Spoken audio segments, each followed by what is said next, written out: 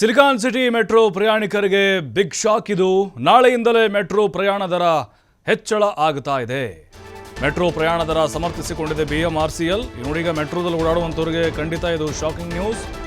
ಯಾಕಂದರೆ ನಾಳೆಯಿಂದ ರೇಟ್ ಜಾಸ್ತಿ ಆಗ್ತಾ ಇದೆ. ಮೆಟ್ರೋದಲ್ಲಿ ಓಡಾಡುವಂಥವ್ರಿಗೆ ಅನುಭವ ಆಗುತ್ತೆ ನಾಳೆಯಿಂದಲೇ. ಭಾಳ ದಿನಗಳಿಂದ ನಡೀತಾ ಇತ್ತು ಇದ್ರ ಬಗ್ಗೆ. ಅಂತೂ ಇಂತೂ ಫೈನಲ್ ಆಗಿದೆ. ಈಗ BMRCL ಸಮರ್ಥನೆ ಮಾಡಿಕೊಂಡಿದೆ. ಇದಕ್ಕೆ ದರ ಏರಿಕೆಯಿಂದ ಆರ್ಥಿಕ ಸುಸ್ಥಿರತೆ ಕಾಪಾಡಿಕೊಳ್ಳಲಾಗಿದೆ. ಕೈಗೆಟುಕುವ ದರದಲ್ಲಿ ದರವನ್ನು ಪರಿಷ್ಕರಿಸಲಾಗಿದೆ. ಪರಿಷ್ಕರಣೆಗೆ ಸಂಬಂಧಪಟ್ಟಂತೆ ಡಿಸೆಂಬರ್ 16ರಂದು ಶಿಫಾರಸನ್ನು ಸಲ್ಲಿಸಲಾಗಿತ್ತು. ದರ ಪರಿಷ್ಕರಣೆಗೆ ಸಮಿತಿಯನ್ನು ರಚನೆ ಮಾಡಿದರು. ಶಿಫಾರಸ್ಸಿನ ಆಧಾರದಲ್ಲಿ ದರ ಪರಿಷ್ಕರಣೆ ಮಾಡಲಾಗಿದೆ.